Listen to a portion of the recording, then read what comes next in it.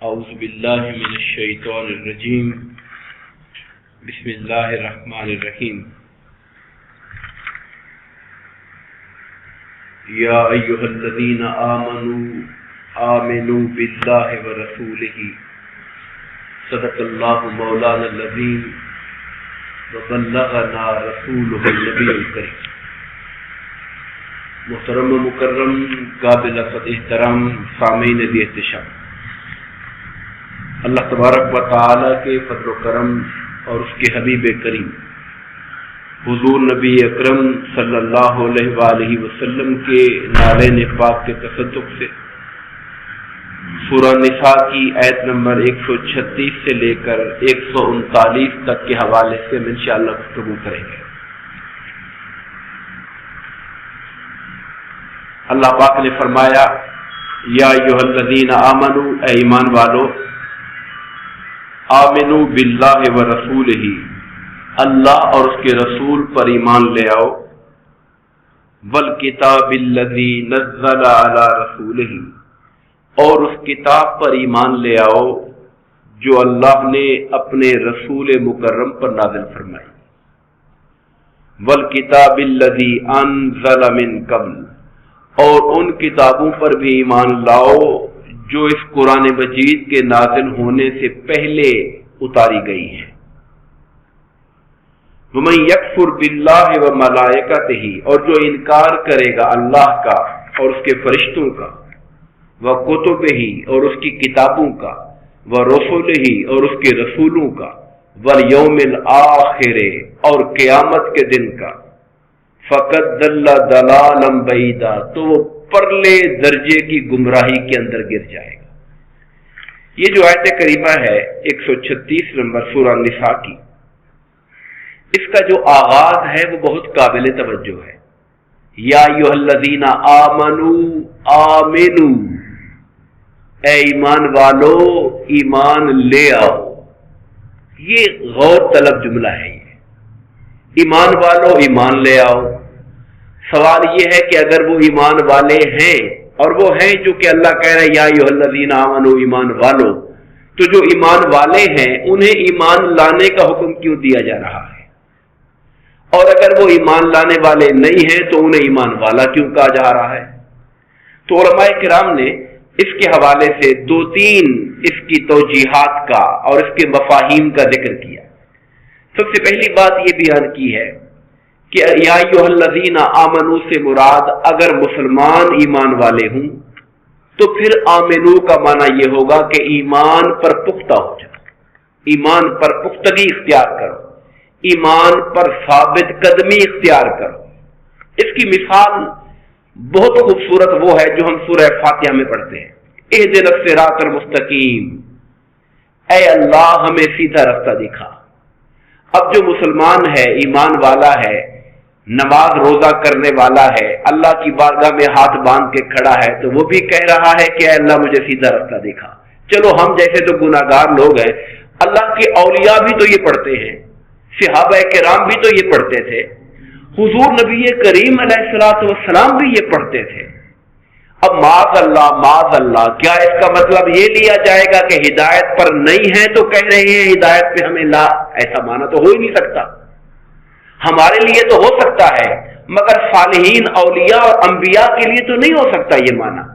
تو اس کا معنی یہ ہوتا ہے کہ جیسے اب صراط مستقیم پر ہیں، ہمیں آئندہ بھی مرتے دم تک صراط مستقیم پر قائم فرما۔ تو یہی معنی ہے ایمان والو ایمان لے آؤ، یعنی ایمان پر ثابت قدم ہو جاؤ، ایمان کے تقاضے پورے کرو۔ ایمان کا دعویٰ تو کر لیا، اب ایمان کے تقاضے پورے کرو، اور وہ تقاضے کیا ہیں؟ وہ اللہ اور اس کے رسول کی اطاعت ہے، رسول اللہ صلی اللہ علیہ وسلم سے محبت ہے، فرما برداری ہے، آپ کے دین کی مدد و نصرت ہے، آپ کی حد سے بڑھ کر عزت و تعظیم و توقیر ہے، وہ تقاضے پورے کرو۔ ایک معنی تو یہ ہے اگر یا ایھا الذین آمنوا سے مراد مسلمان ایمان والے، اور بعض علماء نے کہا کہ یہاں یا ایھا الذین آمنوا، اے ایمان والوں سے مراد اللہ تعالیٰ اہل کتاب لے رہا ہے۔ اہل کتاب یعنی وہ لوگوں جو تم پہلی کتابوں پر ایمان لا چکے ہو، اے تورات کے ماننے والوں، انجیل کے ماننے والوں، پچھلے انبیاء، رسل، کتابوں پر ایمان رکھنے والوں، اب یہ جو اللہ کے آخری نبی اور آخری کتاب آئی ہے اس پر بھی ایمان لے آؤ۔ تو بعض علماء نے اس کی تشریح میں یہ معنی ذکر کیا ہے، اور بعض تیسری توجہ یہ کی گئی کہ یا ایھا الذین آمنوا سے مراد یہ خطاب منافقوں کو ہے کہ اے وہ لوگوں جنہوں نے زبان سے ایمان کا دعویٰ کیا، کیونکہ منافق بھی تو وہی ہوتا ہے جو کلمہ پڑھتا ہے اور ایمان کا اقرار کرتا ہے مگر ایمان اس کے دل میں نہیں ہوتا۔ اقرار باللسان ہوتا ہے، تصدیق بالقلب نہیں ہوتی۔ تو وہ جو اقرار باللسان ہے اس کو دیکھ کر کہا اے ایمان والو، یعنی زبان سے ایمان کا اقرار کرنے والو، آمنو دل سے بھی ایمان کی تصدیق کرو اور ایمان لے آؤ اور خالص ہو کر اللہ اور اس کے رسول کے فرما بردار ہو جاؤ۔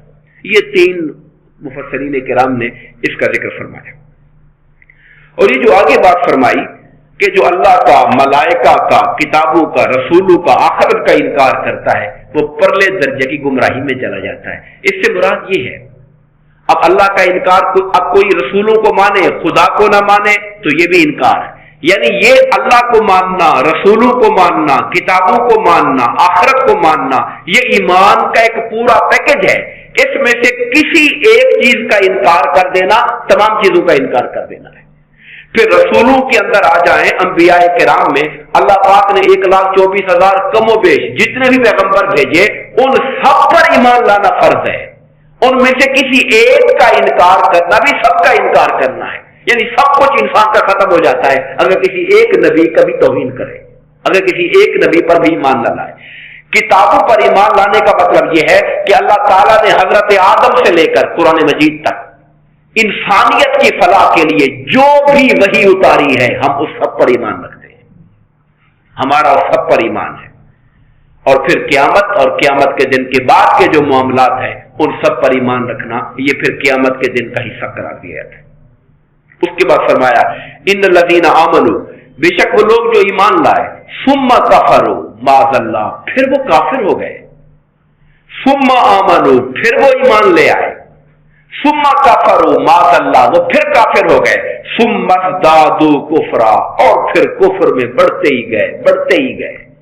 منافقوں کی طرف اشارہ ہے کہ اقرار ایمان کا کیا، دل میں کفر رکھا، حالات مسلمانوں کے اچھے ہوتے دیکھے، جنگوں میں فتوحات دیکھی، اسلامی ریاست کو طاقتور ہوتا دیکھا، مسلمانوں میں مفادات کو دیکھا تو ساتھ جڑ کے کھڑے ہو گئے، لیکن جب خطرات آئے تو پھر کفر کی طرف پلٹ گئے، ایمان لائے کافر ہو گئے، پھر ایمان لائے کافر ہو گئے اور پھر کفر میں بڑھتے ہی چلے گئے۔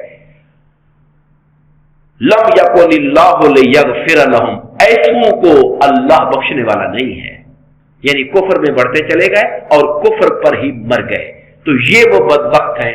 اللہ تعالیٰ کی بخشش و مغفرت جو کائنات کی ہر شے پر وسیع ہے مگر یہ اس کے حقدار نہیں ہوں گے۔ ولا لیہدیہم سبیلا، نہیں اللہ تعالیٰ انہیں راہ راست دکھائے گا کیونکہ انہوں نے مسلسل حق کی نافرمانی کر کے اپنے لیے حق کے رستے بند کر لیے ہیں۔ بشر المنافقین بان لہم عذابا علیما، اے حبیب مکرم صلی اللہ علیہ وسلم آپ خوشخبری دے دیجئے منافقوں کو، کس بات کی؟ دردناک عذاب کی۔ یہ دردناک عذاب کی بھی کوئی خوشخبری ہوتی ہے؟ خوشخبری تو اچھی چیزوں کی ہوتی ہے۔ یہاں اللہ تعالیٰ ان کے اس عمل کے اوپر ان کو حسرت دلا رہا ہے، ایک طنز کا لفظ ہم بولتے ہیں، اللہ تعالیٰ ان باتوں سے پاک ہے، اللہ کی شان کے خلاف ہے یہ بات، مگر میں اس کو صرف اس پیرائے میں عرض کرنا چاہ رہا ہوں کہ جیسے کوئی بندہ آئے جس پہ آپ سخت ناراض ہوں تو آپ کہیں آئیں جی آپ کی خدمت کرتے ہیں، یعنی آپ غصے کا اظہار کرنا چاہتے ہیں اور لفظ بول رہے ہیں آئیں ہم آپ کی تواضع کریں گے۔ اب یہ جو تواضع بولا جا رہا ہے یہ اس سینس میں بولا جا رہا ہے کہ ناراضگی کا اظہار کرنا ہے۔ ایک وہ شخص جو ایمان نہیں لایا اور منافقت کر کے اسلام کو نقصان پہنچاتا رہا تو کہیں ان کو خوشخبری دے دیں دردناک عذاب کی کہ جب یہ قیامت کے دن آئیں گے تو انہیں معلوم ہوگا۔ الذین یتخذون الکافرین اولیاء من دون المؤمنین، یہ وہ لوگ تھے جو مسلمانوں کو چھوڑ کر کافروں کو دوست بناتے تھے۔ یہ اللہ تعالیٰ کی بارگاہ میں بڑا سنگین جرم ہے، اور آج ہم بطور فرد، بطور قوم، بطور ریاست اس بات کی پرواہ نہیں کرتے، اور خاص طور پر जब कौमी बैनुल-अक़वामी सतह पर, क्योंकि मुसलमान कमजोरी का शिकार है, तो हम लोग अपनी ताकत के लिए और अपनी दुनिया के अंदर फाक के लिए उन ममालिक के साथ अपने ताल्लुकात को मजबूत करने की कोशिश करते हैं जिनका ताल्लुक ईमान के साथ नहीं है, मगर हम अपने दुनियावी मफादात के लिए ताल्लुकात रखने पर मजबूर हैं। ये बात अब पहले ये आयत गुजर चुकी हैं। अल्लाह ताला ज़ाहिरी दोस्ती से मना नहीं करता, मामलात लेन देन कारोबार से मना नहीं करता।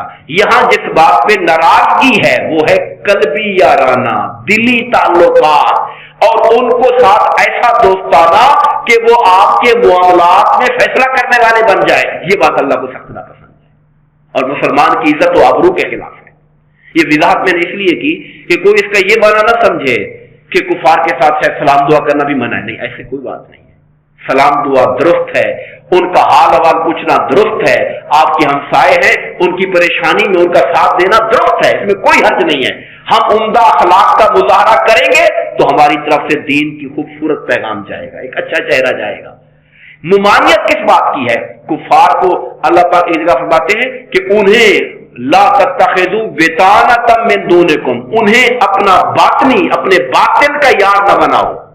बिताना कहते हैं रजाई का अंदर वाला हिस्सा, एक अस्तर जिसे हम बोलते हैं। एक ऊपर वाला हिस्सा वो ऊपर होता है, एक अंदर वाला जो हमारे ऊपर बॉडी से टच होता है। कहा ये ताल्लुक कुफार से न बनाओ कि तुम्हारा बातनी ताल्लुकात हो, ये बात न करो। और उन्हें अपनी पॉलिसी साजियों के अंदर उनकी मुदाखलत पसंद न करो और उनके फैसले अपने ऊपर नाफिज न होने दो। ये वो लोग थे जिन्होंने मोमनों को छोड़कर, और फिर यहां ये भी है मोमनों को छोड़कर, यानी मोमनों से ताल्लुक रखना पसंद नहीं किया।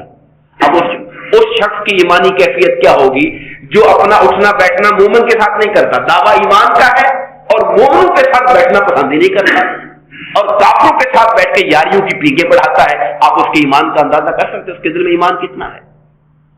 अयब्तगूना इंदहुमुल इज्जा, अब यहां अल्लाह पाक फरमा रहे क्या ये काफिरों से दोस्ती करके या मदीना के मुनाफिक यहूदियों से दोस्ती करके उनकी दोस्तियों से इज्जत के तलबगार है? उन्हें लगता है कि यहूद का सरदार हमारा दोस्त होगा तो मुआशरे में हमारी बल्ले बल्ले हो जाएगी।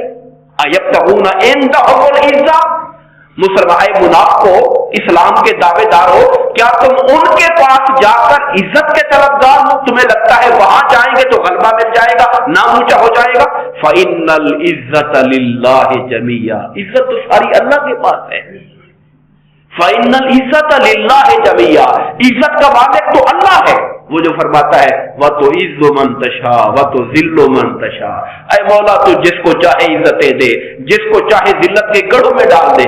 बेयदिकल खैर, सारा खैर मौला तेरे हाथ के अंदर है और तू हर शय पर कुदरत रखने वाला है। तो कहा ये उनके पास जाके इज्जत ढूंढते हैं। फ़इन्नल इज्जत लिल्लाहि जमीया, इज्जत तो सारी की सारी अल्लाह के पास है। और एक और मकाम पे कुरान कहता है वलिल्लाहिल इज्जतु वलिरसूलिही वलिल मोमिनीन, इज्जत का मालिक अल्लाह है, इज्जत अल्लाह के लिए है, उसके रसूल के लिए है और ईमान वालों के लिए है। यहां पर मैं इज्जत सिर्फ सारी अल्लाह के पास है, मतलब ये कि इज्जत का अपनी जात में अद खुद मालिक तो अल्लाह है, फिर अल्लाह ये इज्जत नबियों और रसूलों को देता है और उन पर ईमान लाने वालों को देता है। उनकी इज्जतें अल्लाह ताला की अता और अल्लाह ताला की करम के साथ होती है। दुआ फरमाइए अल्लाह तबारक व तआला हम सबको अपने कलाम पाक को पढ़ने, बगौर पढ़ने, अदब व मोहब्बत के साथ पढ़ने, समझने और अमल की तौफीक अता फरमाए। आमीन व मा अलैना इल्लल बलाग।